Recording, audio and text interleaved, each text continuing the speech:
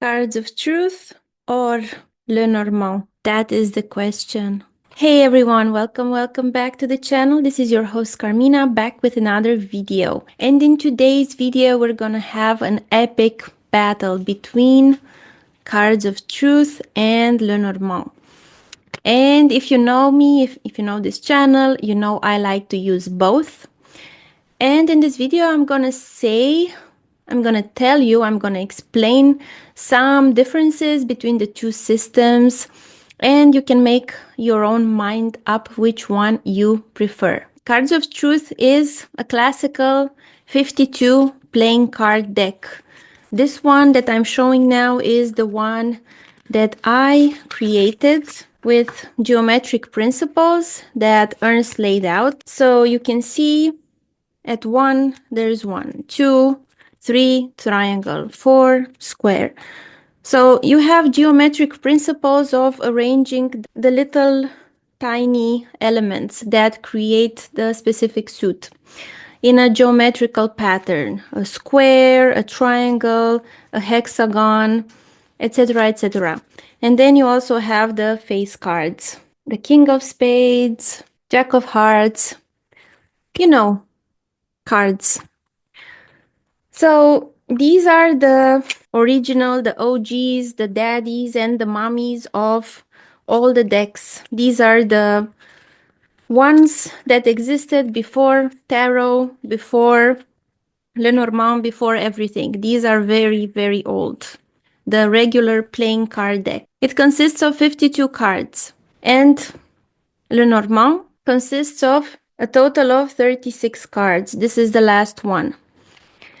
And you can see in some decks that are more traditional that on each card, they also show the correspondence to the playing card, because actually Mademoiselle Lenormand, the originator of this deck, she was doing the divinations with playing cards. But then she created her own style. She attributed her own meanings to the cards, and she was using only 36. And after her death, people created pictures. So picture cards inspired by her fortune telling method. For instance, you can see here the fish card was connected to the King of Diamonds. So first off, you already see the difference. In the normal playing card deck, you have a more abstract, besides the face cards, everything is more abstract. You look at symbols, you look at geometric shapes. In a way, that's good because these are more universal. You don't see any numbers, you don't see any writing. You can be from any country, anything, and then just connect to the more abstract mathematical symbols, and then the face cards that show a little humanity. But then in Lenormand, there you have a collection of symbols. Animals like the fox, like the bear, like the fish, and you have objects like the key, you have the flower, you have the sun and moon, the book, the letter, and all these things that are more zoomed in. These are everyday things that we recognized, or at least in 18th century France, when Mademoiselle Lenormand created her method, those things were very recognizable and very typical. For instance, we have the lily flower that shows nobility and purity, but also things that are long lasting. And that was a specific symbol for her time, for there. But now, in some other cultures, in some other countries, maybe they look at the lily and they give it a totally different meaning. So when we learn about Lenormand and we learn the symbols from Lenormand, we have to take into account that they were very specific for a time and for a culture, European culture, French culture of the 18th century. But nonetheless, these are symbols that we can all recognize. There's nothing too quirky, there's nothing too outlandish there. We have the clouds, the tree, garden, man, woman. These symbols are more concrete. So that's the first difference. The cards of truth tend to be more abstract, while Lenormand tend to be more concrete. Cards of truth are 52, Lenormand are 36. The cards of truth also have a software. This is similar to cards of life or destiny cards, but it's fine-tuned by Ernst Wilhelm, who also added there the planets and the cusps, and he arranged them in an order that is more recognizable from astrology. So the sun card first, then the moon card, etc., etc. It's like the days of the week: Sunday, Monday, Tuesday. So there's a software component. I'm going to show you an example of the software component. You can see here, this is an example of a cards of truth software, what it looks like. The first time I saw it, I was very apprehensive. I was very scared, like, how am I ever gonna learn all this? But I did. And the cards of truth is more, again, abstract in a way. But at the same time, it can also be very pinpointed and very practical. With the cards of truth software, you have the birth card, and then you have all the other cards that create the birth spread. In total, 14 cards. And then each year, like in astrology, like in the solar return, you can see a snapshot of what your year is going to be looking like what is going to be the focus of the year, what each time period is going to bring. And then you also have a 7-year progression or a 7-year quadration. You can switch between the two. And you can see a snapshot of 7 years. And then if you want to go deeper into it, you also have a week progression, a day progression, and a day quadration. But these two are the ones that I use 90% of the time. The birth spread, the queen quadration, and then the year spread to get insight into a person's year and what they're going to be doing that year. So here we see another difference between the cards of truth and the Lenormand. Lenormand doesn't have such a yearly quadration. You can't see, like, from now, you can't look at age 75 and see what's going to happen. Lenormand is more in the now. Lenormand is more practical to the now. If you have a problem, like, I want to sell my car, and what is it going to happen? I want to do this, I want to do that.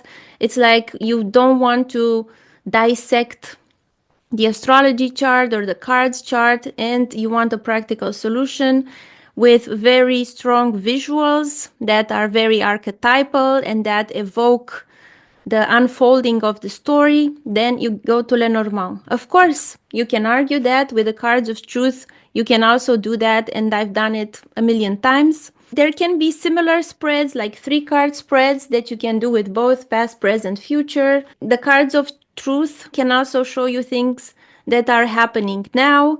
A quick spread, you can also do a past life spread with the cards of truth, also with Lenormand. You can do the Celtic cross, the light on a star, relationship spread with the cards of truth, so with the regular playing card deck.